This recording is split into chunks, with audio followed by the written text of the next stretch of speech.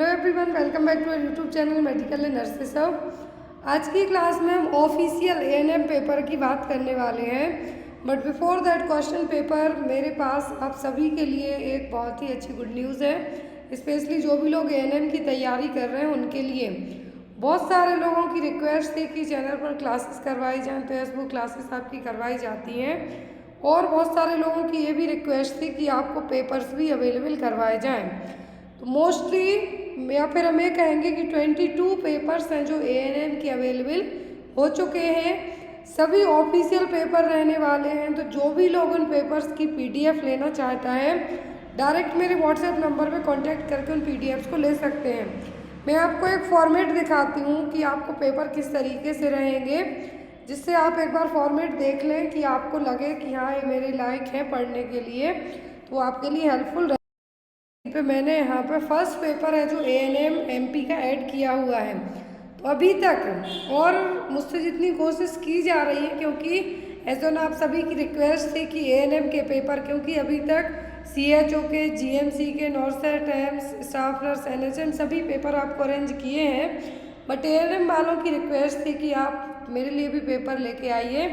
जैसे मैंने आपकी चैनल पर क्लासेस स्टार्ट कर दी हैं एएनएम वालों की, वैसे ही सभी लोग इन पीडीएफ को ले सकते हैं। इवन ये पीडीएफ जो भी लोग जीएनएम का या फिर सीएचओ का एग्ज़ाम देते हैं वो भी एक बार चेक कर सकते हैं कि क्वेश्चन आखिर आते कैसे हैं। तो यहाँ पर मैं बता दूँ, टोटल आपको 22 सेट रहने वाले हैं पेपर के।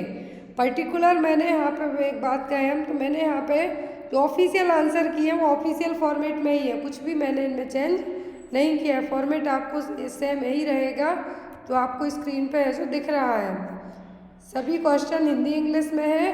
But in case West Bengal का एग्ज़ाम होता है तो वहाँ पे आपका पेपर, वो पेपर भी आपको ऐड किया गया है। ये यहाँ पे हिमाचल प्रदेश का पेपर है, फीमेल हेल्थ वर्कर का हिमाचल प्रदेश का पेपर है। हिमाचल प्रदेश का एक और पेपर जो कि 2018 में हुआ था वो भी ऐड किया गया है। ये डीएसएसबी का पेपर है जो कि 2019 को हुआ था, ऑक्सिलरी नर्स मिडवाइफ और एएनएम के लिए। तो फीमेल हेल्थ वर्कर के यदि एग्ज़ाम देते हैं आप या फिर एएनएम का देते हैं तो ये सभी पेपर आपके लिए हेल्पफुल रहने वाले हैं।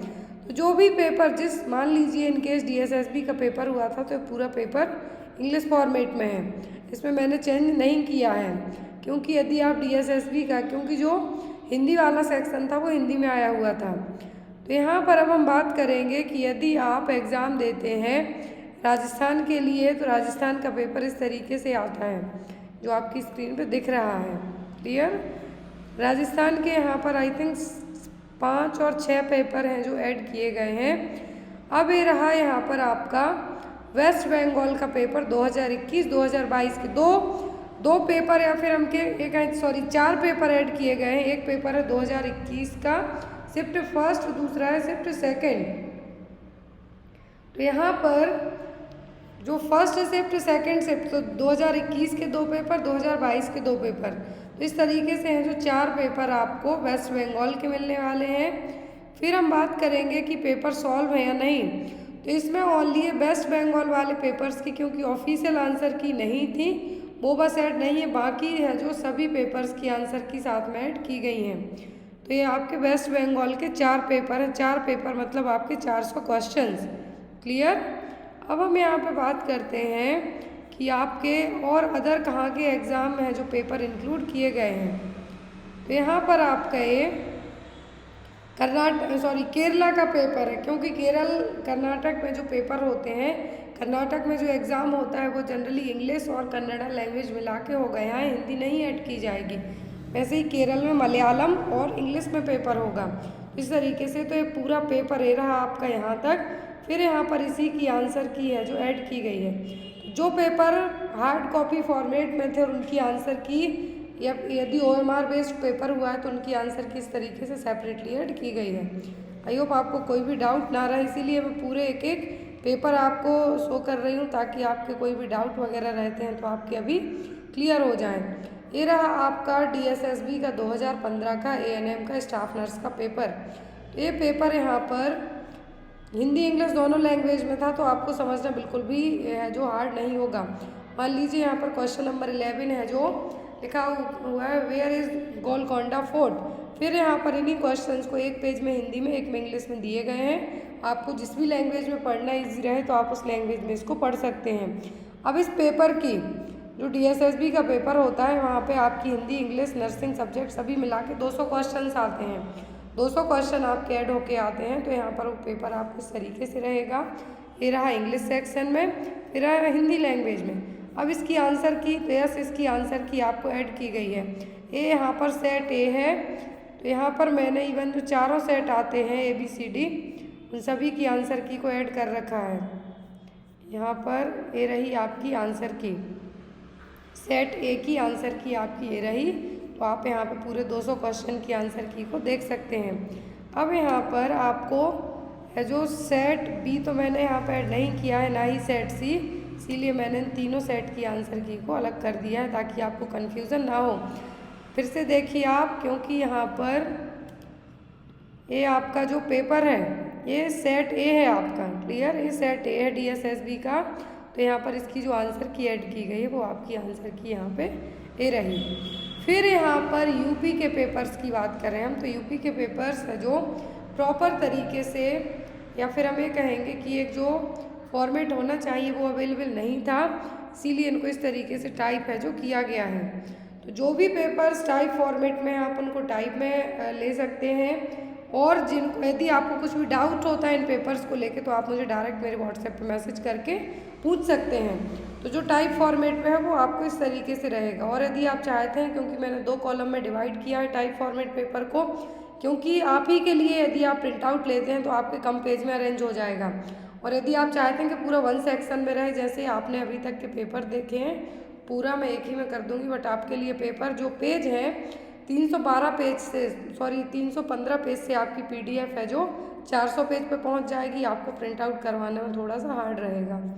और भी कोई डाउट्स वगैरह होते हैं तो आप बेझिझक होकर पूछ सकते हैं। तो यहाँ पर आपको पूरे 22 सेट का पेपर मिलेगा। पूरे पेपर सॉल्व रहेंगे एक्सेप्ट वेस्ट बंगाल के पेपर, सभी आंसर की ऐड की गई हैं। आई होप आपको यदि पेपर्स अच्छे लगते हैं तो प्लीज़ इन पेपर्स को लीजिए ताकि आप कम टाइम में ज़्यादा से ज़्यादा पेपर्स को सॉल्व कर सकते हैं। चलिए आज की क्लास को हम स्टार्ट करते हैं। जो क्वेश्चंस है यहाँ पर हम ऑफिशियल पेपर सॉल्व करने वाले हैं, जिसमें टोटल 100 क्वेश्चन है। पेपर पूरा हिंदी इंग्लिश दोनों लैंग्वेज में रखा गया है। जिनको हिंदी समझ में आती है हिंदी में देख सकते हैं, इंग्लिश समझ में आती है इंग्लिश में देख सकते हैं। तो यहाँ पे फर्स्ट क्वेश्चन ऐड किया गया है। और जो ANM के पेपर हैं पूरे ऑफिशियल पेपर्स हैं, कोई भी चेंज मैंने इनमें नहीं किए हैं। और जितने ज़्यादा मेरे पास में भी गुजरात के पेपर 5 से 6 हैं वो अवेलेबल होते हैं तो वो भी मैं आपको प्रोवाइड कराऊंगी, क्योंकि वो पेपर गुजराती लैंग्वेज में है। तो गुजराती टू हिंदी और इंग्लिश कन्वर्ट करना थोड़ा, दैट मीन्स 1-2 दिन में ईजी नहीं है मेरे लिए, क्योंकि बहुत सारे जो काम होते हैं उसके कारण। लेकिन जैसे ही गुजराती टू हिंदी या फिर इंग्लिश में पूरे पेपर गुजरात के कन्वर्ट होते हैं, जो भी लोग इन PDFs को लेते हैं उनको वो पेपर फ्री में आपको सेंड किए जाएंगे। इन सभी PDF का चार्ज है जो 200 रुपीज़ है। आई होप आप इतना अफोर्ड कर सकते हैं। तो यहाँ पे फर्स्ट क्वेश्चन है आपका, भारत में शरीर में भोजन से आयरन के कम अवशोषण का कौन सा कारण है? Which is the cause of less absorption on iron in body from food in India. तो इंडिया में है जो कहा गया which is the cause of less absorption iron in the body. तो भारत में ही है जो, यहाँ पे भारत को ही क्यों यूज़ किया गया है, इंडिया को क्यों लिया गया है कि आयरन आप खाते हैं लेकिन आपकी बॉडी एब्जॉर्ब नहीं कर पाती, किस कारण से? भोजन के साथ चाय लेना, taking tea with food, taking only vegetarian food, taking wheat daily, taking the rice daily. India में लोगों की आदत होती है कि नाश्ता हो नहीं पाया साथ में भाई चाय लेके आओ।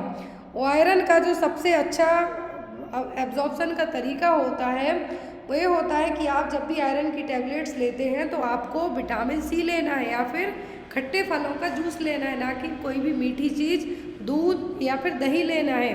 लेकिन इंडिया में आदत होती है कि आपने डिनर किया चाय पियोगे, सुबह ब्रेकफास्ट किया चाय पियोगे, और हो सकता है किसी टाइम पे आपने अपनी टैबलेट भी ले ली। तो यहाँ पर आयरन के एब्जॉर्प्शन में ये जो मेन है जो बाधा बनेगा वो क्या होगा? Taking tea with food. Next one is, किस विटामिन को रक्त स्त्राव रोधी विटामिन के रूप में जाना जाता है? Which vitamin is also known as the anti hemorrhagic vitamin. तो एंटी हेमरेजिक विटामिन कौन सा है? ऑप्शन दिए गए हैं यहाँ पे, vitamin A, vitamin B, vitamin E या फिर विटामिन के? रक्तस्राव रोधी विटामिन या फिर एंटी हेमरेजिक विटामिन कौन सा है? वो कहलाएगा आपका विटामिन के या फिर विटामिन के। विटामिन के है जो at the time of birth भी बच्चों में दिया जाता है ताकि बच्चों को हेमरेज और ब्लीडिंग से प्रिवेंट किया जा सके। यदि बच्चा 1 kg से कम वेट का हुआ है तो हाफ डोज 0.5 करेंगे, फुल वेट में है तो 1 mg। तो यहाँ पर जो रक्तस्राव रोधी विटामिन है, एंटी हेमरेजिक विटामिन है, वो क्या? Vitamin E. Anti sterility vitamin पूछेंगे तो आपको कहना है विटामिन ई। फिर आपके विजन के लिए पूछें तो vitamin A. Next one is, देखिए मैंने अभी जस्ट बात की और यहाँ पे क्वेश्चन भी आ गया। बांझपन किस विटामिन की कमी से होता है? The sterility occurs vitamin deficiency. तो स्टेरिलिटी किस विटामिन की कमी से होगी? विटामिन डी, ए, ई या फिर बी? विटामिन डी की कमी से बड़ों में होता है ऑस्टियोमलेशिया और बच्चों में होगा रिकेट्स। विटामिन ए से होगी आँखों की प्रॉब्लम और विटामिन ई को कहेंगे हम एंटी स्टेरिलिटी विटामिन या फिर स्टेरिलिटी मतलब बांझपन देखने को मिलेगा। Next one is, vitamin D की कमी से कौन सा रोग होता है? Which disease is caused by the deficiency of vitamin D?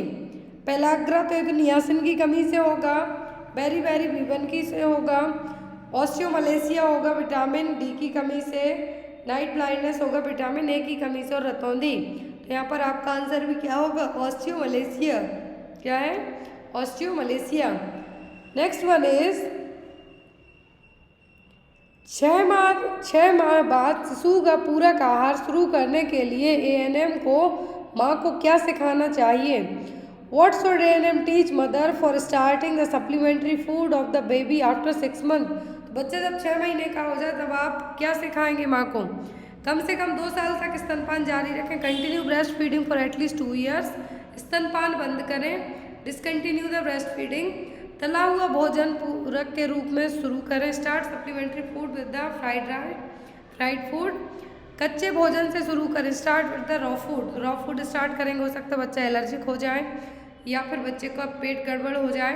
तो यहाँ पर जब बच्चा यहाँ पर सप्लीमेंट्री फूड के लिए बात की जाती है तो ऐसा नहीं है कि जब आप अपने बच्चे को सप्लीमेंट्री फूड, कॉम्प्लीमेंट्री फूड या फिर वीनिंग स्टार्ट करते हैं तो बच्चे का ब्रेस्ट फीड तुरंत 6 महीने से ही छुड़ा दें। ऐसे केस में आप कह सकते हैं कि आप एटलीस्ट 2 साल तक बच्चे को ब्रेस्ट फीड कराइए। किसके साथ में? सप्लीमेंट्री फूड के साथ में। जो वीनिंग कॉम्प्लीमेंट्री फूड है स्टार्ट कब किए जाते हैं? जब बच्चा पूरे 6 महीने का हो जाए तब, लेकिन उसके साथ में आपको ब्रेस्ट फीड भी कराना है।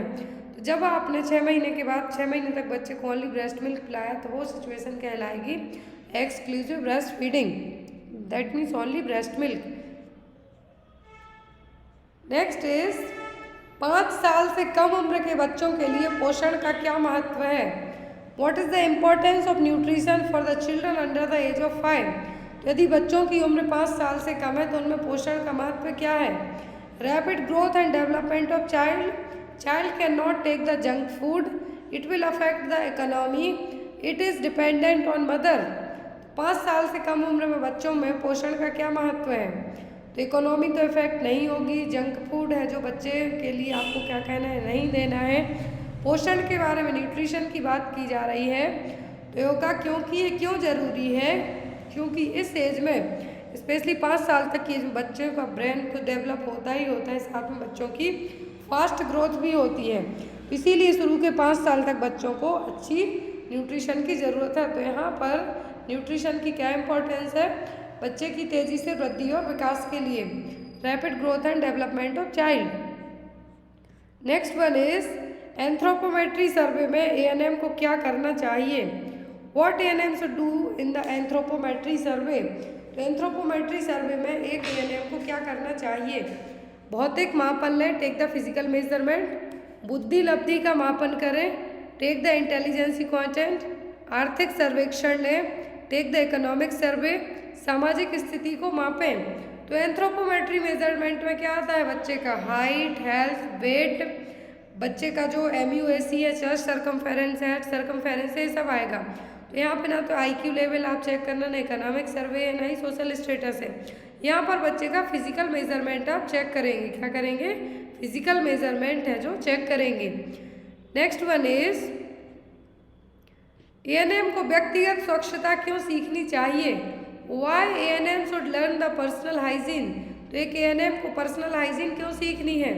बीमार व्यक्ति की स्वच्छता का ख्याल रखने के लिए, to take care the hygiene of sick person, to care the healthy person, to groom her himself, या फिर to maintain aseptic technique.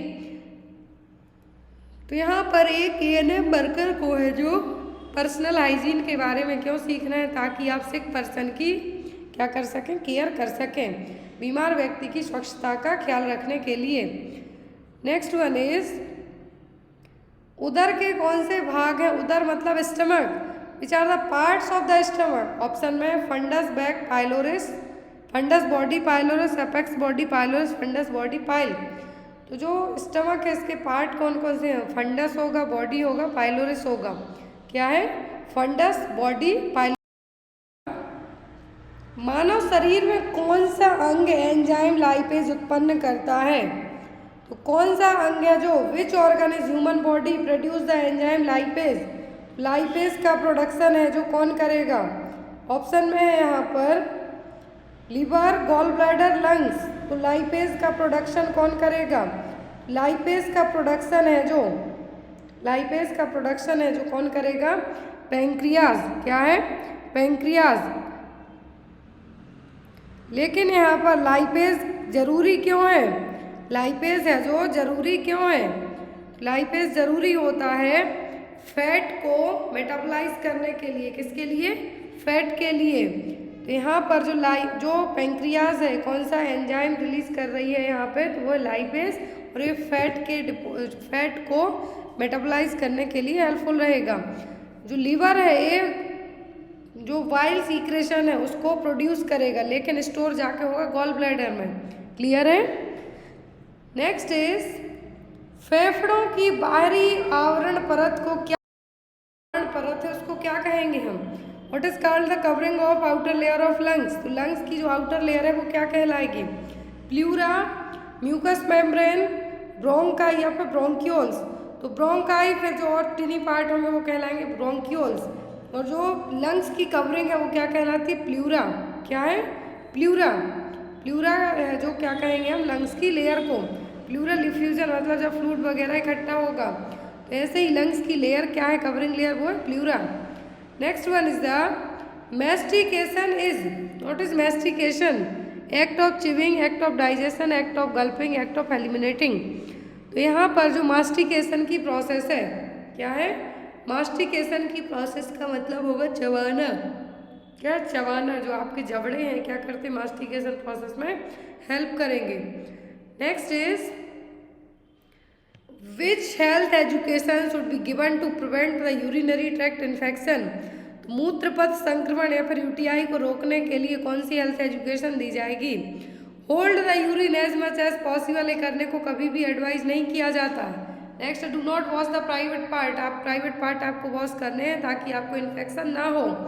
Do not hold the urine for long time, do not cut the pubic hair. तो यहाँ पर personal hygiene में आपके आ जाएंगे, लेकिन कहा गया है यूरिन इन्फेक्शन को, यूटीआई ट्रैक्ट इन्फेक्शन को रोकने के लिए आप क्या कर सकते हैं? यूरिन को लंबे टाइम तक होल्ड ना करें। जब भी आपको यूरिन पास करना है, सुसु जाना है, तो आप जाएं। हाँ, यदि कुछ इमरजेंसी वगैरह है कि आप ऐसी जगह है जहाँ पे वॉशरूम ना हो तब होल्ड कर सकते, लेकिन लंबे टाइम के लिए होल्ड ना करें, क्योंकि इससे ब्लैडर पे आपके प्रेशर पड़ेगा, इन्फेक्शन होने का रिस्क भी आपको रहेगा।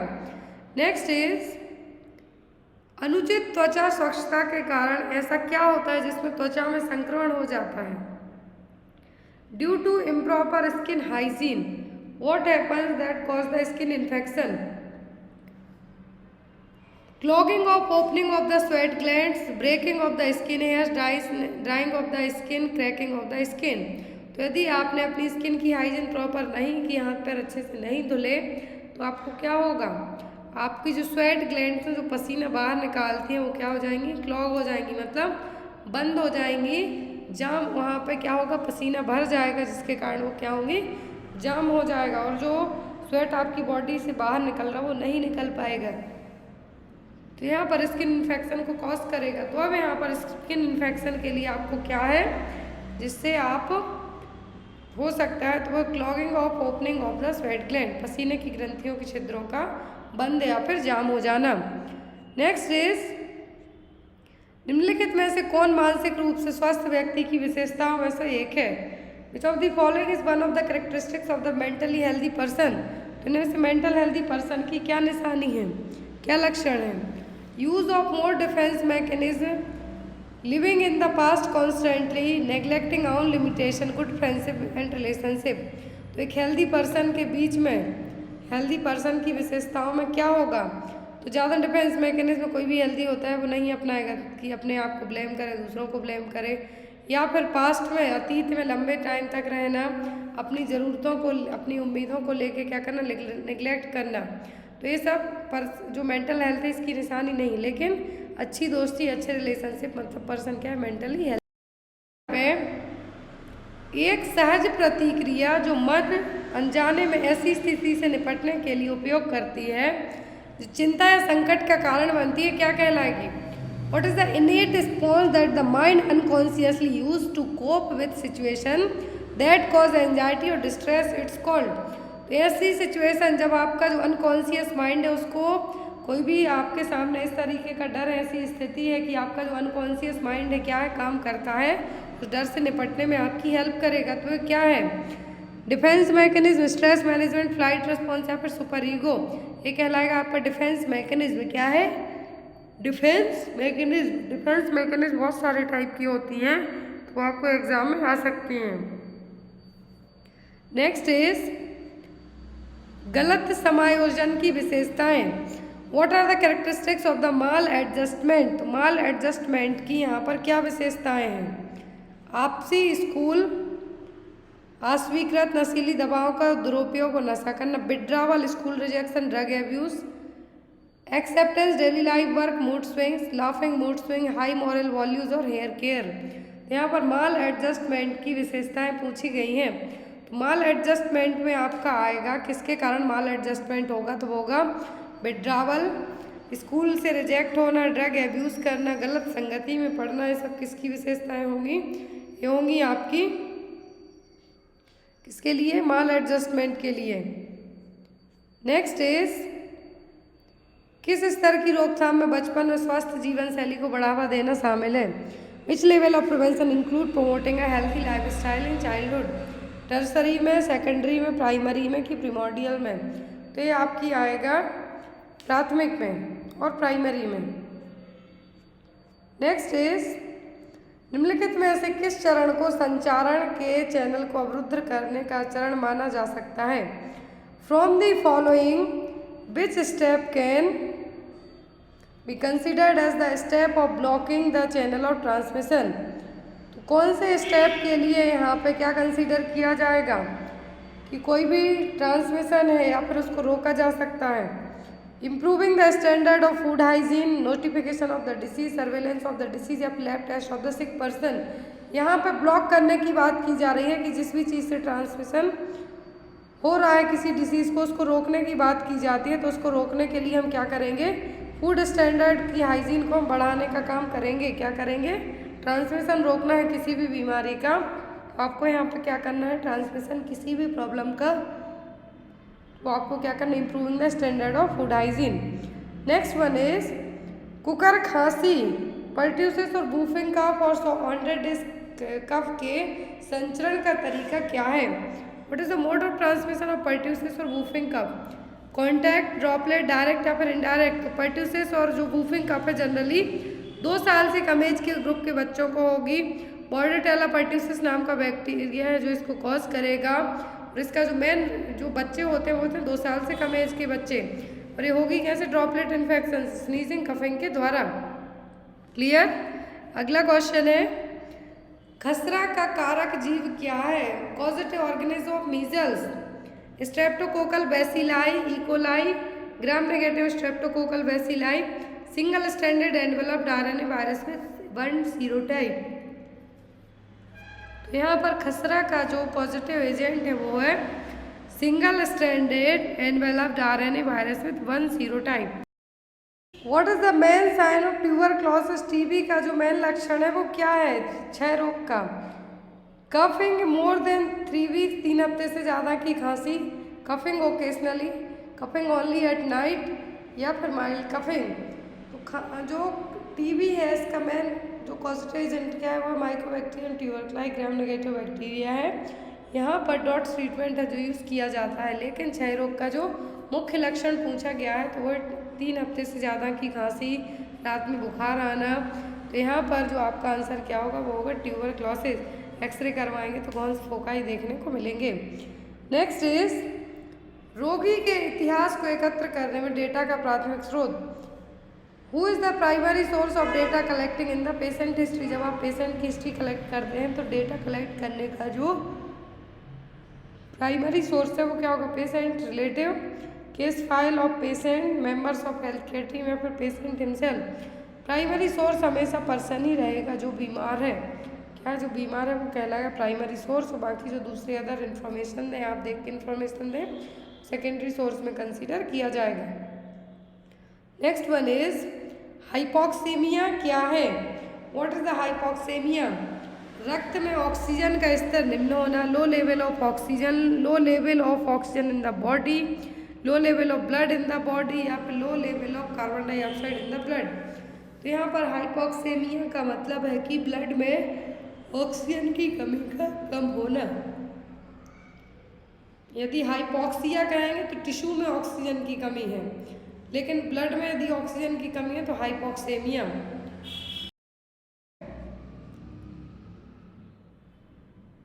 For assessing the lung sound during physical examination which method is used.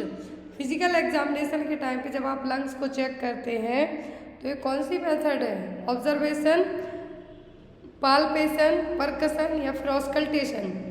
यहाँ पर ये मेथड आपकी कहलाएगी ऑस्कल्टेशन, क्योंकि आप लंग्स के साउंड को सुनने का काम कर रहे हैं। क्या कर रहे हैं, लंग्स के साउंड को सुनने का काम कर रहे हैं। तो यहाँ पर आपका आंसर क्या होगा, ऑस्कल्टेशन। नेक्स्ट इज पेट की शारीरिक जांच के दौरान एक नर्स कैसे पहचानेगी कि पेट में तरल पदार्थ या गैस या ठोस भरा है। During physical examination of abdomen how a nurse would identify whether it is filled with fluid और गैस और सॉलिड। ऑब्जर्वेशन से, ऑस्कल्टेशन से, listening the sound bye years या फिर परकशन से। ऑब्जर्वेशन से पर्सन को आप देखेंगे, ऑस्कल्टेशन से साउंड वगैरह सुनेंगे आप, लेकिन जो आपका ऑर्गन आपको देखना है कि ये गैस बन रही है पेट में, कि पर्सन के पेट में फ्लूइड भरा है कि गैस है कि सॉलिड है। तो ये कैसे पता चलेगा, परकशन से। किससे, by the percussion. Next is कमजोर स्पर्श द्वारा मालूम करने में मुश्किल नाड़ी को क्या कहेंगे। What is the weak difficult to palpate pulse called. जो पल्स वीक है और पाल्पेट करना डिफिकल्ट है वो कौन सी कहलाएगी, रेगुलर, थ्रेडी, बाइजेमिनल या फिर डाइक्रोटिक। और तो यहाँ पर जो आंसर होगा कमजोर है, बहुत ज़्यादा पाल्पेट करना मुश्किल है, तो वो कहलाएगी थ्रेडी पल्स। कौन सी, थ्रेडी पल्स। नेक्स्ट इज निम्नलिखित में से कौन सा गर्भपात का सेक्यूला है। इनफर्टिलिटी, हेमरेज, यूट्राइन परफोरेशन या फिर सर्वाइकल इंजरी। तो यहाँ पर सेक्यूला की बात की जा रही है अबॉर्शन के, मिसकैरेज के, तो वो होगा यहाँ पर हेमरेज और ब्लीडिंग। क्या है, ब्लीडिंग। नेक्स्ट इज उस स्थिति के लिए किस शब्दावली का प्रयोग किया जाता है जहाँ रोगी को लेटते समय सांस लेने में कठिनाई महसूस होगी। What is the terminology that is used when the person is lying down and feels the breathless। यहाँ पर वो होगी आपकी ऑर्थोपनिया। क्या है, ऑर्थोपनिया। डिस्निया में तो ब्रीदिंग डिफिकल्टी, ऑर्थोपनिया में लेटने में दिक्कत होना, स्लीप एपनिया में सोने में आप जब खर्राटे लेंगे वो एपनिया का मतलब है सेजेशन ऑफ ब्रीदिंग, सांसों का रुकना ही। तो यहाँ पर एपनिया, स्लीप एपनिया, ऑर्थोपनिया, लेटने में जब आपको सांस लेने में दिक्कत होगी वो कहलाएगा ऑर्थोपनिया। डिस्निया का मतलब होता है ब्रीदिंग डिफिकल्टी। नेक्स्ट इज संक्रामक रोग से ग्रसित रोगी द्वारा कमरे या भवन को खाली करने के बाद कीटाणु रहित करना क्या कहलाएगा। What is the disinfection of building after it has been vacated by a patient who has contagious disease. यदि किसी मरीज को कंटेजियस डिसीज थी, कम्युनिकेबल डिसीज थी, तो जब वो डिस्चार्ज होगा अपने घर जाएगा, उसके बाद रूम को पूरा क्लीन किया जाएगा, तो वो क्या है, डिसइंफेक्शन है, टर्मिनल डिसइंफेक्शन है, एसेप्सिस है कि एसेप्टिक टेक्निक है। यदि किसी पर्सन का डिस्चार्ज हो गया तब उसके रूम को क्लीन किया जाता है तो ये कहलाएगा टर्मिनल डिसइंफेक्शन। क्या है? Terminal disinfection. Next one is भ्रूण के जीवनक्षम होने से पहले गर्भावस्था की समाप्ति को क्या कहा जाता है? Termination of pregnancy before fetus become viable is called. तो टर्मिनेशन ऑफ प्रेगनेंसी जब फीटस वायबल मतलब जिंदा रहने की हालत में नहीं है, मतलब बिफोर वायबल स्टेज में है, वो क्या कहलाएगा? इम्प्लांटेशन, अबॉर्शन, ओव्यूलेशन या फिर लेबर। लेबर की तो जो प्रोसेस होगी जब बच्चा बाहर आएगा उस टाइम पे। ओव्यूलेशन का मतलब है कि जो oogenesis की प्रोसेस है उसमें एग का रिलीज होना। इम्प्लांटेशन का मतलब है कि बच्चे का फर्टिलाइजेशन होने के बाद ओवम स्पर्म मिल गए, उसके बाद फर्टिलाइजेशन हुआ फैलोपियन ट्यूब में, और उस फैलोपियन ट्यूब के बाद यूट्रस में जाके वो क्या होंगे? जमेंगे। इम्प्लांटेशन होगा जहाँ पे ग्रोथ होगी। लेकिन यहाँ पे कहा है कि बिफोर वायबल जो टर्मिनेट हो जाए प्रेगनेंसी वो क्या कहलाएगी? अबॉर्शन और गर्भपात। नेक्स्ट इज NIPI की गाइडलाइन के अनुसार गर्भावस्था के दौरान आयरन की गोलियां किस महीने से शुरू की जाती हैं? According to NIPI guideline from which month the iron tablet are started during the pregnancy. शुरू के टाइम में पूछें तो फॉलिक एसिड सबसे ज़्यादा दिया जाता है, लेकिन 4 महीने की जब प्रेगनेंसी होती है तब आयरन दिया जाना स्टार्ट किया जाता है ताकि माँ बच्चे दोनों को हम एनीमिया से प्रिवेंट कर सकें। क्योंकि डिलीवरी के टाइम पे जो ब्लड लॉस होगा, यदि मान लीजिए माँ एनीमिक है तो और ज़्यादा कॉम्प्लिकेशन डेवलप होंगे। इसीलिए क्या किया जाएगा? चौथे महीने से आयरन की टैबलेट दी जाना स्टार्ट होंगी। Folic acid as soon as possible pregnancy diagnose ये तब से दिया जाता है।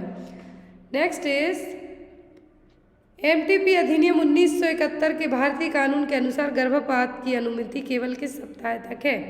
According to Indian law of MTP act 1971 abortion is allowed only up to which week? किस वीक तक अबॉर्शन करवाने की अनुमति दी जाती है? था बट नाउअडेज 24 वीक है, जो हो गया है। कितना? 24 हफ्तों तक हो गया। पहले 20 वीक की प्रेगनेंसी थी, अब 24 वीक की प्रेगनेंसी तक को MTP एक्ट के तहत टर्मिनेट किया जा सकता है। नेक्स्ट इज कौन सा हाइपर एमएसएस ग्रेविडेरम के लिए प्रवर्तन पूर्व कारक नहीं है? Which is not the predisposing factor for hyper emesis gravidarum. Predisposing का मतलब है कि जो प्रेगनेंसी नोजिया वॉमिटिंग होती है उसको और बढ़ावा देने का काम कौन करेगा? Multiple pregnancy, primipara, first trimester या फिर माल न्यूट्रिशन। तो जो हाइपर एमएसएस ग्रेविडम प्रेगनेंसी में नोजिया वॉमिटिंग होती है वो जनरली फर्स्ट ट्राइमेस्टर में ही रहती है। प्रीमी जो फर्स्ट टाइम प्रेगनेंसी उसमें ज़्यादा देखने को मिलेंगी। मल्टीपल प्रेगनेंसी तो उसमें देखने को मिलेंगी, लेकिन कुपोषण में देखने को नहीं मिलेगी। इसमें कुपोषण और जो माल न्यूट्रिशन है उसमें देखने को नहीं मिलेगी। नेक्स्ट इज प्लेसेंटा प्रीविया कितने प्रकार के होते हैं? How many types of placenta previa are there? तो यहाँ पर ग्रेड वाइज पूछा गया है, तो कितने होते हैं?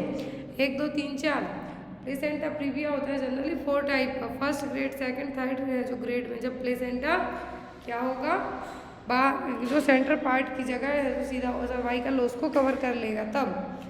नेक्स्ट इज प्रसव के दौरान संक्रमण को रोकने के लिए कितने क्लीन्स की जांच करनी पड़ती है? How many cleans have to be checked in order to prevent infection during the labour? Labour के टाइम पे इन्फेक्शन को रोकने के लिए जो क्लीन्स अपनाए जाते हैं वो होते हैं टोटल 7 क्लीन्स। कितने? 7 क्लीन्स। अपगार स्कोर 4 to 6 को नवजात में क्या माना जाता है? Apgar score of 4 to 6 is considered as what is the newborn. तो अपगार स्कोर 8 से ज़्यादा होती है मतलब बच्चा फुली हेल्दी है, फुली हेल्दी है। 10 तक मैक्सिमम स्कोरिंग होती है। यदि 4 से 6 दे दी मतलब कि बच्चा क्या है? माइल्ड डिप्रेस है। कितना? माइल्ड डिप्रेस है। क्लियर है? माइल्ड मॉडरेट सीवियर होगा तो यहाँ पे 4 से 6 मतलब क्या है? माइल्डली डिप्रेस्ड और हल्का तनाव है। नेक्स्ट इज नवजात शिशु के शरीर का तापमान बनाए रखने के लिए क्या प्रोत्साहन करना चाहिए? In order to maintain body temperature of newborn what has to be encouraged? Skin to skin contact with mother, putting baby to rubber seat, keeping the baby near window, putting baby near the cold walls. Window cold walls में लपेटेंगे rubber seat में तो बच्चे को ठंडक लगेगी। और जो हाइपोथर्मिया से बचाने का काम करने की बात की जा रही है तो वो होगा स्किन टू स्किन कॉन्टैक्ट से। इसको हम कंगारू मदर केयर कहेंगे, तो वो यहाँ पे आप दे सकते हैं। नेक्स्ट इज प्रसव के दौरान कीटाणु रहित उपकरणों और गर्भनाल बंधन का उपयोग करके नवजात शिशु में किस रोग को रोका जाता है? Which disease can be prevented in the newborn by using sterilised instrument and chord ties during the delivery? तो डिलीवरी के टाइम पर कॉर्ड को टाई कर दिया जाता है। आफ्टर डिलीवरी और बिफोर डिलीवरी इंस्ट्रूमेंट स्टरलाइज किए जाते हैं। तो यहाँ पर किससे प्रिवेंट करने के लिए प्रिवेंट होगा यहाँ पर प्रिवेंट होगा क्या? टिटनस। क्या होगा? टिटनस। न्यूनेट्रम के थ्रू कंजक्टिवाइटिस होगा। यहाँ पर टिटनस को प्रिवेंट करने के लिए पूरे इंस्ट्रूमेंट को स्टरलाइज करके रखा जाएगा। निम्नलिखित में से किसे गर्भधारण का सकारात्मक संकेत माना जाता है? Out of the following which is considered as the positive sign of pregnancy? तो इनमें से पॉजिटिव साइन ऑफ प्रेगनेंसी कौन सा है? Fetal movement, changes of the uterus, breast change, morning sickness. Morning sickness हो सकती, ब्रेस्ट चेंज हो सकता है, यूट्रस में चेंजेस देखने को मिल सकते हैं, लेकिन फीटस का जो मूवमेंट है वो ओनली प्रेगनेंसी में ही फील होगा। कब? प्रेगनेंसी में ही फील होगा। तो पॉजिटिव साइन ऑफ प्रेगनेंसी क्या है? Fetal movement. Next is partograph में गर्भाशय का फैलाव किस प्रतीक द्वारा दर्शाया गया है?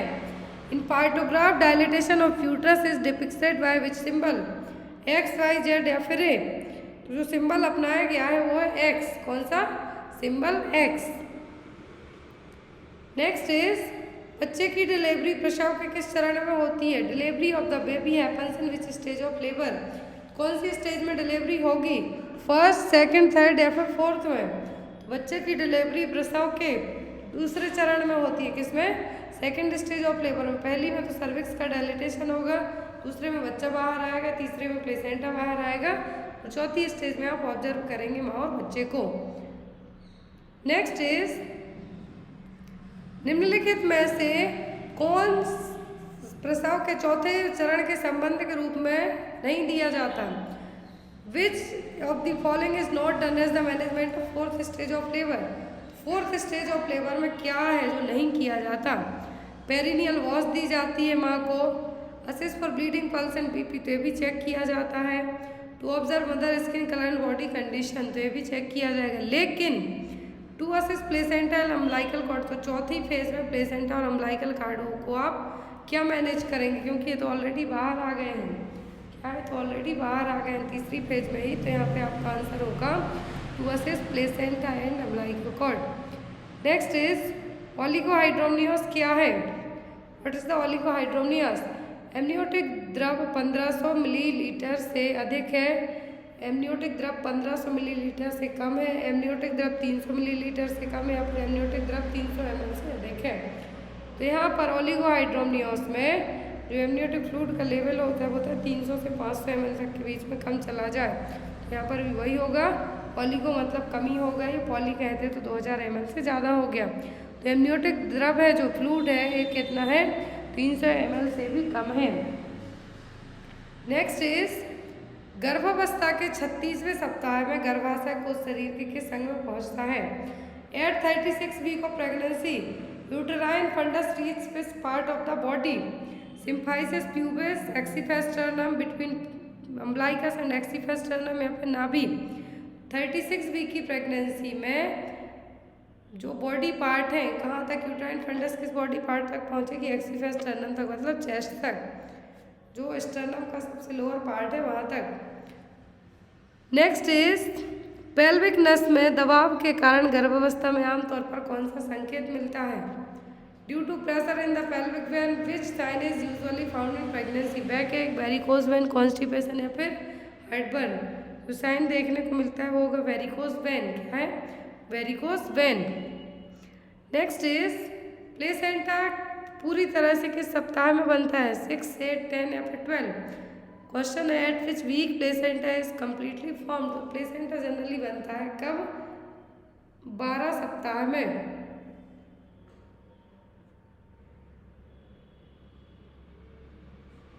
नेक्स्ट क्वेश्चन, मासिक धर्म चक्र का कौन सा चरण है जहां एंडोमेट्रियम अधिक संभवनीय हो जाती है, बहना शुरू हो जाएगा? Phase of menstrual cycle where the endometrium becomes more vascular में स्टार्ट टू सेट। तो ये कौन सी फेज है, कहलाएगी सेक्रेटरी फेज। कौन सी, सेक्रेटरी फेज। नेक्स्ट इज मासिक धर्म की स्वच्छता बनाए रखने के लिए कितने घंटों में शोषक सैनिटरी पैड बदलने की सलाह दी जाती है।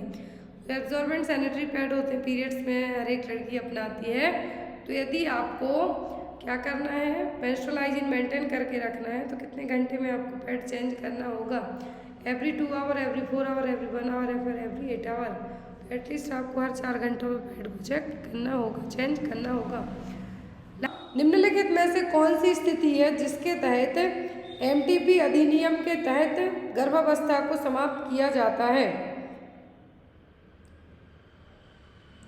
तो यहाँ पर ऑप्शन में है आपका जुड़वा गर्भावस्था, that means twin pregnancy. Second option है probability of being foetus healthy, भ्रूण के स्वस्थ होने की संभावना। बच्चे के गंभीर विकलांगता के साथ पैदा होने का जोखिम, risk of the child being born with serious handicap. Last option है risk of delivery by caesarean section. तो यहाँ पर किस केस में, यहाँ पर है जो किस केस में आपका एमटीपी एक्ट के तहत प्रेगनेंसी को टर्मिनेट किया जा सकता है। एमटीपी एक्ट के तहत कुछ कंडीशंस होती है मेडिकल टर्मिनेशन ऑफ प्रेगनेंसी के तहत, कि जब बच्चा क्या हो, अनवांटेड प्रेगनेंसी हो, उस केस में। सेकंड थिंग है कि यदि बच्चे को कुछ भी कंजेनाइटल मतलब गर्भ में ही, यूट्रस में ही कुछ ऐसी प्रॉब्लम्स हैं जिसके साथ बच्चा हैंडीकेप पैदा हो सकता है, या फिर बच्चे को कोई ऐसी प्रॉब्लम हो सकती है कि जो बाद में आके भी ठीक नहीं होगी, तो इस तरीके की प्रॉब्लम होगी। तो यहाँ पर ऑप्शन फर्स्ट है twin pregnancy. Twin pregnancy MTP act के तहत कंसीडर नहीं की जाएगी। दूसरा है probability of being foetus healthy, यदि फीटस हेल्दी या यूएसजी करके देखा तो इस केस में भी अबॉर्शन नहीं किया जाएगा। फिर है बच्चे के गंभीर विकलांगता के साथ पैदा होने का जोखिम। तो एमटीपी एक्ट के तहत इंडिकेशन माना जाएगा कि बच्चा यदि बॉर्न होता है तो उसको कुछ ऐसी प्रॉब्लम्स होंगी जो कि ट्रीटेबल नहीं है।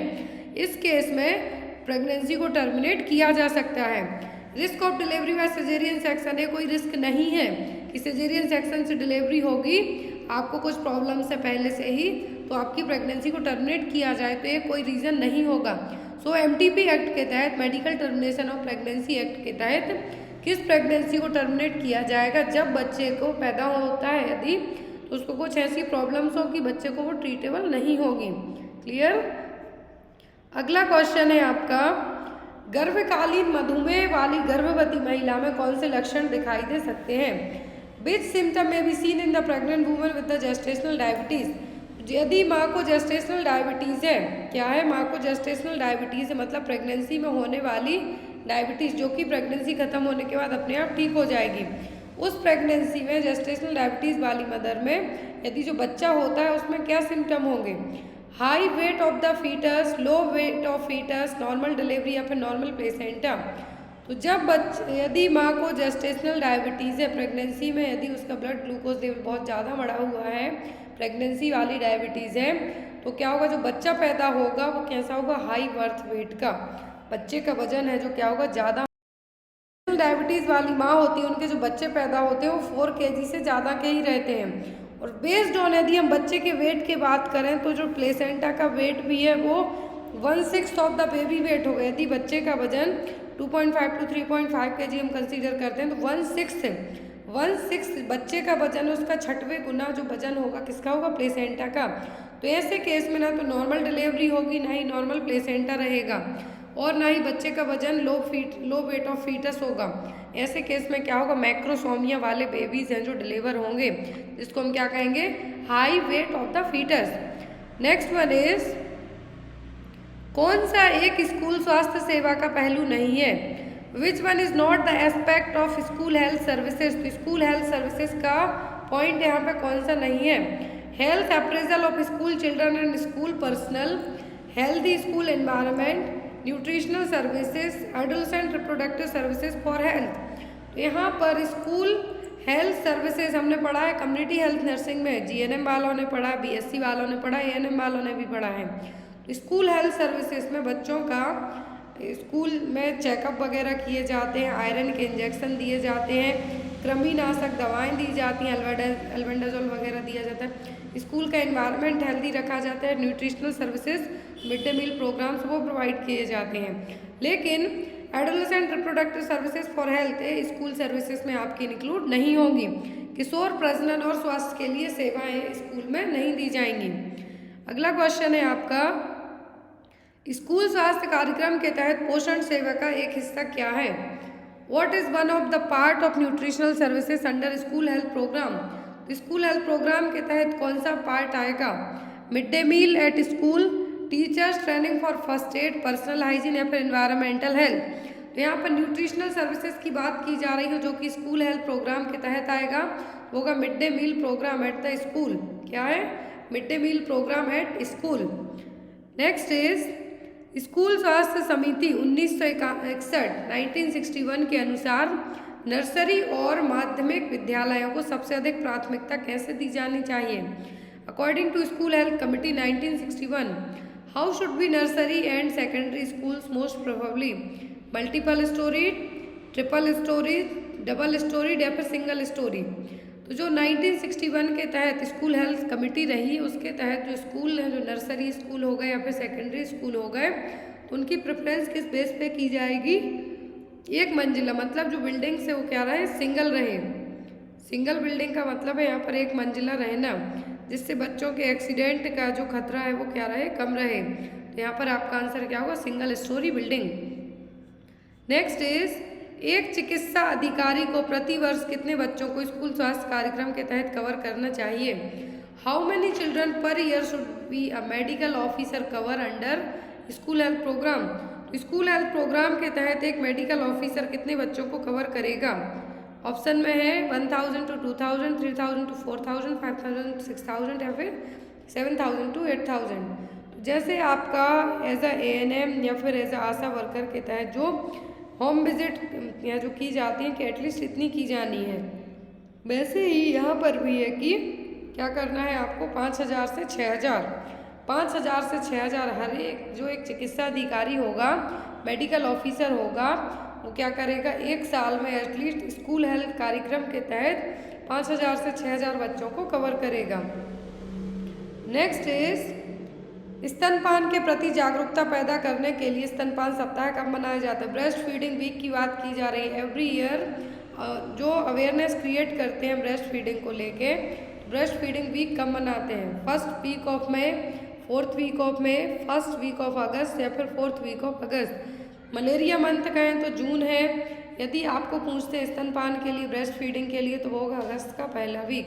फर्स्ट वीक ऑफ अगस्त से जो ब्रेस्ट फीडिंग के प्रति जागरूकता, मतलब ब्रेस्ट फीडिंग कराने से माँ को क्या लाभ है, बच्चे को क्या लाभ है, सोसाइटी को क्या लाभ है, वो सभी चीज़ें यहाँ पे आपकी आएंगी।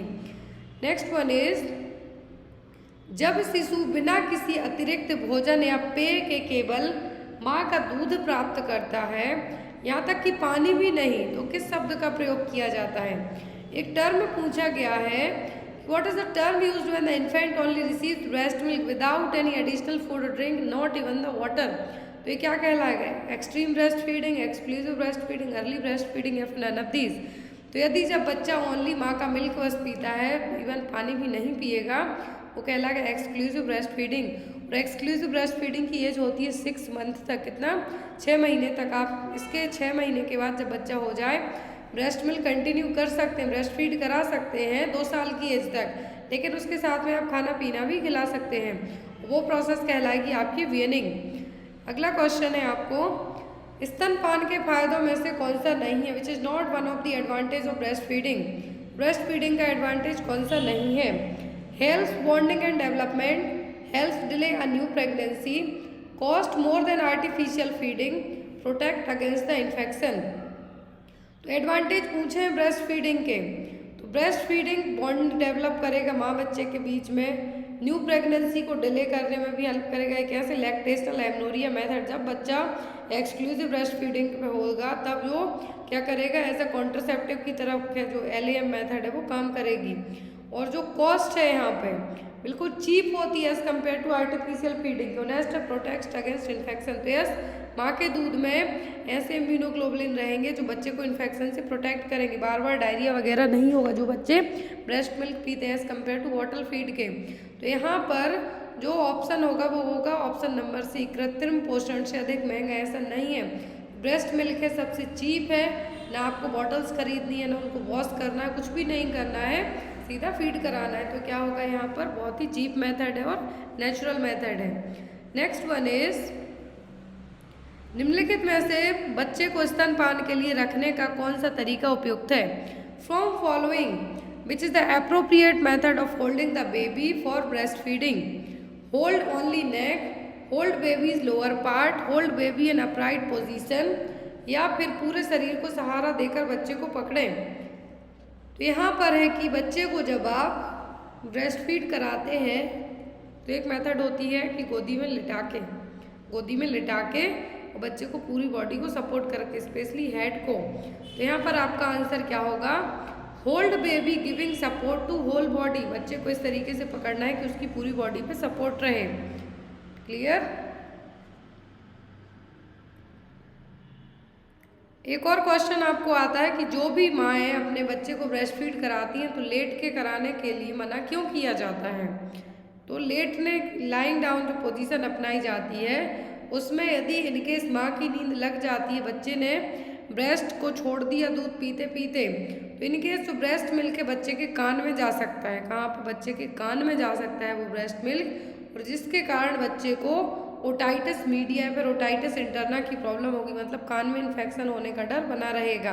इसीलिए जो लेटने वाली मेथड है उसको अवॉइड करने के लिए कहा जाता है। नेक्स्ट इज, सिरिंज का वह भाग जहाँ सुई सिरिंज के साथ फिट होती है। The part of the syringe where the needle fits with the syringe, nozzle, barrel, piston या फिर स्टाइलेट। तो जहाँ पे मेडिसिन भरी जाती है, जो सिरिंज के पार्ट होते हैं, क्या है, सिरिंज के पार्ट होते हैं, तो उनमें से कौन सा पार्ट है जिसमें क्या है, जो सुई है सिरिंज के साथ अटैच होगी, तो वो पार्ट क्या कहलाएगा? वो कहलाता है नोजल। क्या है? नोजल। और जो प्लंगर है, क्या, जिसको हम प्लंगर कहेंगे, जिससे आप पीछे की तरफ खींचेंगे। बैरल, जहाँ पे मेडिकेशन भरी जाएगी, जहाँ पे मेडिकेशन रहेगी 5 ml 10 ml की सिरिंज, वो पार्ट कहलाता है बैरल। नेक्स्ट इज,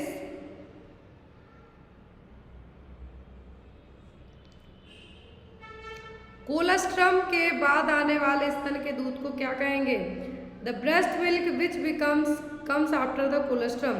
तो इनिशियल 3 days तक तो कोलेस्ट्रम जो डार्क येलो कलर का रहेगा वो कहलाएगा। फिर आफ्टर दैट जो ब्रेस्ट मिल्क आएगा कोलेस्ट्रम के बाद, वो क्या कहलाएगा? वो कहलाएगा आपका ट्रांजिशनल मिल्क। क्या है? Transitional milk.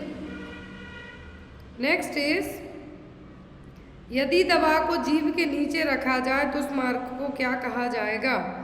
जब मेडिकेशन अंडर द टंग रखी जाएगी वो रूट क्या कहलाता है? इनहेलेशन तो आप जो नोज से देंगे वो इंस्टलेशन, जो आप कान में या फिर आइज में डालेंगे वो मेडिकेशन है।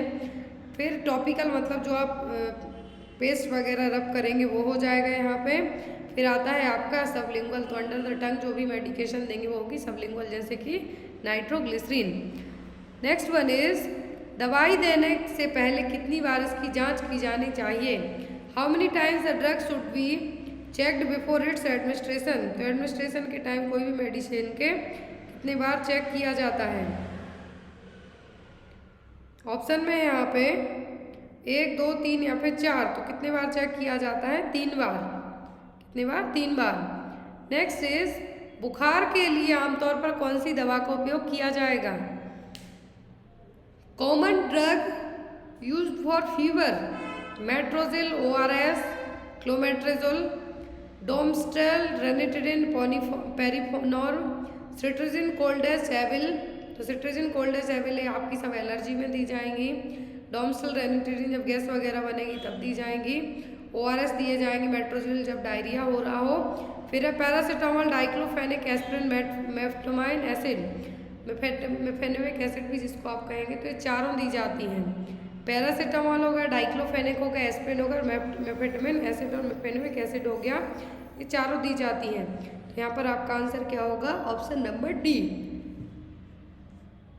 नेक्स्ट इज अदर त्वचीय इंजेक्शन देते समय सुई का त्वचा से कितना कोण होना चाहिए?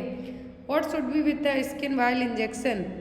30 डिग्री, 45 डिग्री, 60 डिग्री या फिर नन ऑफ द अबव। तो यहाँ पर जो इंजेक्शन आप यदि स्किन पे देते हैं, सबक्यूटेनियस देते हैं, तो कितना होना चाहिए? 45 डिग्री। 90 डिग्री यदि हम बात करें 90 डिग्री तो इंट्रामस्कुलर, सबक्यूटेनियस तो 45, यदि बात करें इंट्रावीनस तो 25, फिर यहाँ पे बात करते हैं हम इंट्राडर्मल तो 15 डिग्री। नेक्स्ट इज उल्टी का इलाज करने वाली दवा के समूह को क्या कहते हैं? What is the group of drug that is used to treat the vomiting? तो वॉमिटिंग को ट्रीट करने वाली ड्रग कौन सी है? एंटी एल्मेंथिक तो एल्मेंथिक इन्फेक्शन के लिए है, जो कृमिनाशक दवा है वो एल्बेंडाजोल। लेग्जेटिव स्टूल को सॉफ्ट करने के लिए दी जाएंगी। एंटी एमेटिक एंटीबायोटिक तो एंटीबायोटिक इन्फेक्शन के लिए दी जाएंगी। एंटी एमेटिक वॉमिटिंग को ट्रीट करने के लिए दी जाएंगी। Next is what is the group of drug that is used for increasing frequency of urine? Urine की फ्रिक्वेंसी को बढ़ाने के लिए कौन सी ड्रग दी जाएंगी? डायूरेटिक्स, लेग्जेटिव, एंटी एमेटिक या फिर एंटीबायोटिक? जो ड्रग दी जाएंगी जो यूरिन है, यूरिन की फ्रिक्वेंसी को बढ़ाने के लिए वो क्या होंगी? डायूरेटिक्स। जब भी आईसीपी वगैरह बढ़े या फिर ज़्यादा फ्लूइड हो जाए तो उसको बाहर निकालने के लिए डायूरेटिक्स दिए जाते हैं। नेक्स्ट वन इज कौन सा प्राथमिक चिकित्सा के उद्देश्यों में से एक नहीं है? Which is not one of the object of first aid? First aid का ऑब्जेक्ट कौन सा नहीं है? To prolong the treatment, to preserve the life, to prevent further injury या फिर to put the injured under medical care at the earliest. तो यहाँ पर है कि घायलों के उपचार के लिए कौन सा पॉइंट नहीं है? तो कभी भी जब भी फर्स्ट एड के principle prevent further injury, injured person को तुरंत मेडिकल केयर प्रोवाइड करना, as early as possible treatment देना, तो यहाँ पर आपका आंसर क्या होगा? ऑप्शन नंबर ए, जो कि नहीं ऑब्जेक्ट फर्स्ट एड का। To prolong the treatment, as early as possible होता है वो ट्रीटमेंट फर्स्ट एड में आएगा, ना कि लंबे टाइम तक खींचना। नेक्स्ट इज आमतौर पर कोहनी और टखनों जैसे जोड़ों पर बंधी हुई पट्टियों को क्या कहा जाता है? What is the type of bandage usually tied at the joint such as elbow and ankle called? जो भी बैंडेज हैं जो एंकल और एल्बो जॉइंट्स के यहाँ पे बनती हैं वो क्या है? कैपलाइन, फिगर ऑफ 8, स्पाइका या फिर रिवर्स स्पाइका। ये क्वेश्चन हमने एएनएम के सॉल्व पेपर में ही पढ़े हुए हैं, जो कि यूपी एनएचएम के पेपर थे। तो यहाँ पर जो एल्बो और एंकल के यहाँ पे जॉइंट्स पे टाइट की जाएंगी बैंडेज, वो कहलाएंगी फिगर ऑफ 8 बैंडेज। क्या है? Figure of 8 bandage. नुकीले उपकरणों से लगने वाले घाव को क्या कहते हैं? What is the type of wound occurred from sharp instrument called? तो जब भी आपको घाव किसी नुकीले इंस्ट्रूमेंट से लग जाए, चाकू से लग जाए या फिर कुछ शार्प ऑब्जेक्ट से लग जाए, तो वो क्या कहलाएगा? इंसिस्ड वुंड, लेसरेटेड वुंड, कंट्यूज्ड वुंड या फिर पंचर वुंड? तो पंचर वुंड तो वो होगा जब आपको कोई भी वुंड है, क्या हो, किसी भी तरीके से आपकी बॉडी के फ्लूइड वगैरह जब लीकेज होने लगे, वो कहलाएंगे पंचर वुंड। कंट्यूज्ड मतलब जैसे कि आप कहीं जाके टकरा गए, आपकी जिसको हम फूलने, स्किन का फूलना कहेंगे, वो होगा। फिर है लेसरेटेड वुंड, मतलब आप कहीं गिर जाएं, छिल कट जाएं, वो होगा। लेकिन जब वुंड आपको किसी शार्प ऑब्जेक्ट से लगता है तो वो कहलाएगा इंसिस्ड वुंड, जैसे कि चाकू से लगा हुआ घाव। नेक्स्ट इज जन्म से 1 वर्ष की आयु तक के बच्चे को क्या कहा जाता है? The child from birth till the age of 1 year is called. तो जन्म से 1 साल तक की बच्चे की उम्र को क्या कहेंगे? न्यूनेट, इन्फेंट, न्यूबॉर्न या फिर टोडलर। जब बच्चे की एज 1 साल तक की हो तब हम उसको क्या कहेंगे? इन्फेंट। क्या कहलाएगा? वो कहलाएगा इन्फेंट। नेक्स्ट वन इज बच्चे को डूबने से बचाने के लिए घर पर क्या करना चाहिए? What should be done at home to prevent drowning of child? बच्चे को डूबने से बचाने के लिए आप क्या करेंगे? सभी जल भंडारण स्थानों को कसकर बंद रखें। Keep tightly close all the water storage place, keep open the water tank of home, allow child to play in deep bathtub, keep all the vessels full of water near child. तो आपको बच्चे को डूबने से बचाना है तो आपको क्या करना है? वाटर टैंक को बंद करके रखना है, डीप बाथ टब में खेलने से रोकना है बच्चे को। फुल बच्चे के पास में वाटर जो टैंक वेसल्स हैं उनको भर के नहीं रखना है। तो यहाँ पर आपका आंसर क्या होगा, keep tightly close all the water storage place. जहाँ पे भी पानी भरा हुआ हो, टंकी वगैरह हो, बकेट्स, तो बच्चे से दूर रखनी है, उनको क्लोज करके रखना है। नेक्स्ट इज, एक और क्वेश्चन आता है, डूबने के कारण डेथ किस चीज़ से होती है, वो होती है एस्फेक्सिया के कारण। नेक्स्ट इज, रूल ऑफ 9 के अनुसार प्राइवेट पार्ट को कितना प्रतिशत आवंटित किया जाता है। According to rule of 9 what is the percentage allotted to private area. Private part यदि बर्न हो जाए तो क्या कहेंगे, प्राइवेट पार्ट का मतलब जेनाइटल ऑर्गन बर्न होते हैं तो कितना परसेंट कंसीडर होगा, 1, 9, 18 या फिर 36। तो अकॉर्डिंग टू रूल ऑफ 9 के 1% पार्ट को जब जेनाइटल एरिया बर्न होगा तो उसको क्या कंसीडर किया जाएगा, 1%। नेक्स्ट इज, कौन सा कारक बच्चे की वृद्धि और विकास में महत्वपूर्ण भूमिका नहीं निभाता है। Which factor does not play an important role in the growth and development of child. Heredity, environment, nutrition, ये तीनों चीज़ें महत्वपूर्ण भूमिका निभाएंगी। फादर की हेल्थ का बच्चे के ग्रोथ एंड डेवलपमेंट से उतना डायरेक्ट कनेक्शन नहीं होगा। हेरिडिटी होगी, यदि पिता की हाइट ज़्यादा है तो बच्चे की होगी। इन्वायरमेंट इफेक्ट करेगा, न्यूट्रिशन किस तरीके से खाता पीता है वो होगा, लेकिन फादर की हेल्थ का बच्चे के ग्रोथ डेवलपमेंट में कोई कनेक्शन नहीं है। नेक्स्ट वन इज, बच्चे में अग्र फॉन्टेनल कब बंद होता है। Anterior fontanelle close in the child. सबसे पहले पोस्टीरियर ऑक्सीपिटल बंद होता है, फिर होगा यहाँ पे एंटीरियर, जो कि कब होगा, 6 to 8 वीक में, 6 to 8 मंथ, 12 to 18 मंथ या फिर 12 to 18 वीक्स। तो एंटीरियर फॉन्टेनल क्लोज होते हैं जनरली 12 to 18 मंथ में, 12 से 18 महीने की एज में। पोस्टीरियर पूछें तो एज अर्ली एज पॉसिबल और 3 वीक के बच्चे में। नेक्स्ट इज, आमतौर पर किस उम्र के एक बच्चे का वजन 3 से 3.5 किलोग्राम होता है और उसकी ऊंचाई 48 से 50 सेंटीमीटर। 3 to 3.5 kg वेट होगा और हाइट होगी कितनी, 48 to 50 centimetre. 1 month, 3 month, 5 month या फिर 7 मंथ में। तो होगा 1 मंथ के बच्चे में कितना, 1 मंथ के बच्चे में कि उसका वजन है जो 3 से 3.5 किलो के बीच में हो, height 48 to 50 centimetre. Generally Indian babies का बर्थ वेट कंसीडर किया जाता है मोर देन 2.5 kg और हाइट होती है 45 सेंटीमीटर। तो यहाँ पर थोड़ा बहुत बढ़ के क्या होगी, 48 to 50 सेंटीमीटर। नेक्स्ट इज, आंत और मूत्राशय प्रशिक्षण के लिए उपयुक्त आयु। Appropriate age for bowel and bladder training, मतलब सुसु पोटी की जो ट्रेनिंग है बच्चे को किस एज में दी जानी चाहिए। 6 month, 1 year, 1 to 1.5 year, 1 to 2 year या फिर 2 to 3 ईयर। तो बच्चे में जो यूरिन और पोटी जाने की ट्रेनिंग है दी जाएगी। बाउल ब्लैडर कंट्रोल की ट्रेनिंग होगी 2 से 3 साल में, कब, जब बच्चे की उम्र 2 से 3 साल हो जाए तब। नेक्स्ट वन इज, एरिक्सन के अनुसार किस उम्र में बच्चों में शर्म और संदेह पैदा हो जाता है। अकॉर्डिंग टू साइकोसेक्सुअल डेवलपमेंट पढ़ा है एरिक्सन का, हमने एरिक्सन का। बच्चे में डाउट डेवलप कब होगा, 1 to 3 ईयर, 3 to 6, 6 to 12 या फिर 12 to 18 ईयर्स।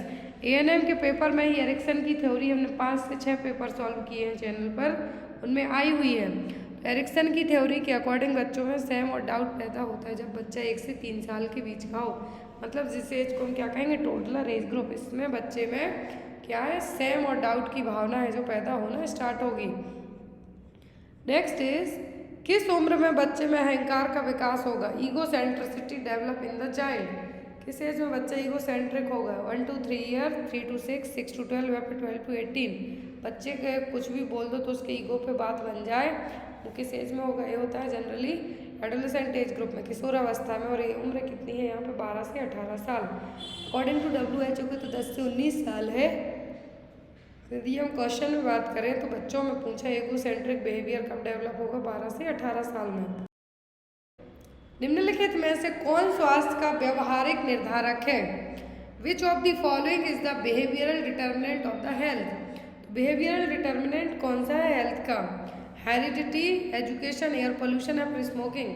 तो हेरिडिटी तो आपकी क्या हो गई, जेनेटिक्स में आ गई, एजुकेशन हो गए, एयर पोल्यूशन हो गए, बिहेवियर में नहीं आएंगे, वो आएगा स्मोकिंग, सिगरेट, शराब आपके बिहेवियरल डिटर्मिनेंट में आएंगे, मतलब जिनको आप बदल सकते हैं। नेक्स्ट इज, निम्नलिखित में से कौन स्वास्थ्य निर्धारक के रूप में स्वास्थ्य देखभाल वितरण प्रणाली का पहलू है। Which of the following is the aspect of the health care delivery system as health determinant. Ineffective law and order, not following traffic rules, illiteracy, primary health care. तो यहाँ पर स्वास्थ्य देखभाल का पहला पहलू क्या है, तो वो होगी आपकी प्राइमरी हेल्थ केयर। क्या है? Primary health care.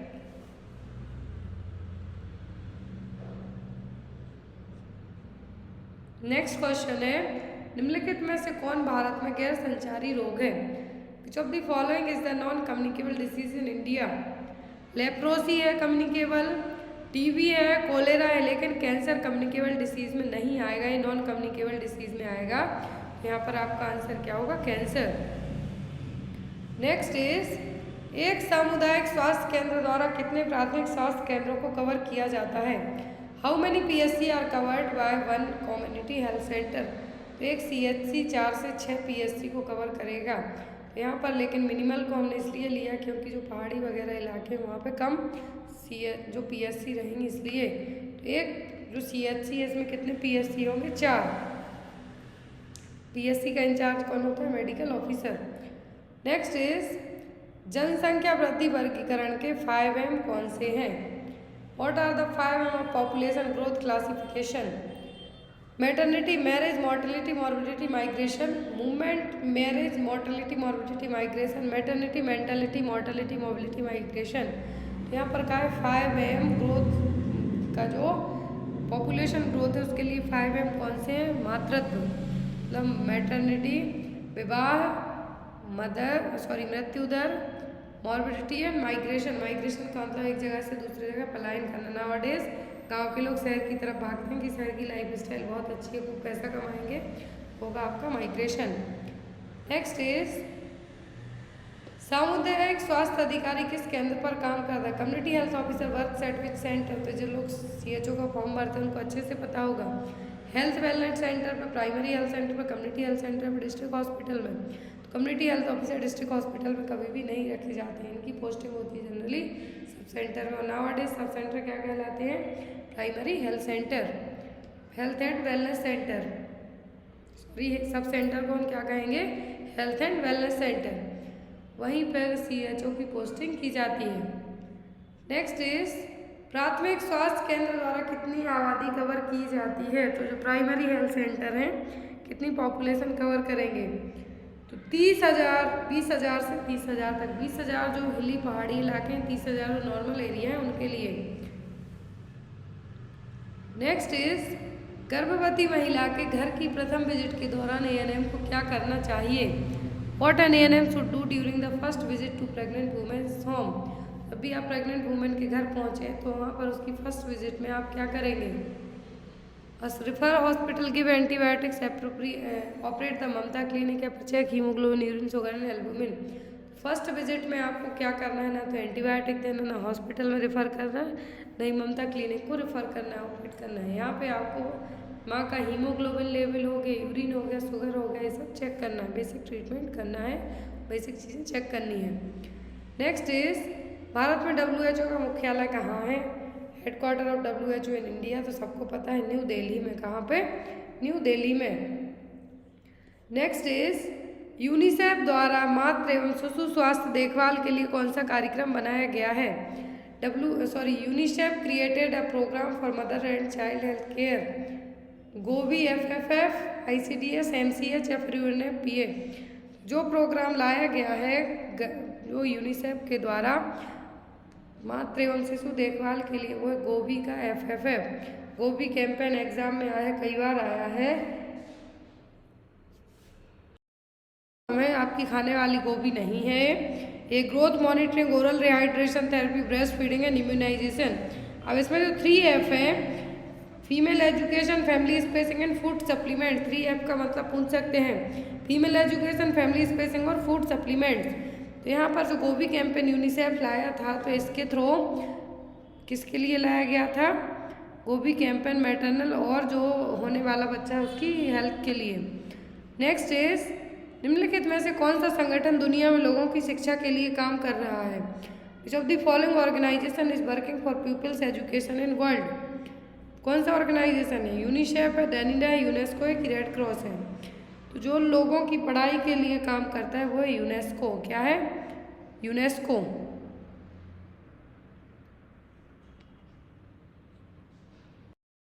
होगा, यूनिसेफ होगा। यूनेस्को में तो जो धरोहर होती हैं हमारी देश की, जो भी इमारतें हो गई वो सब आएंगी।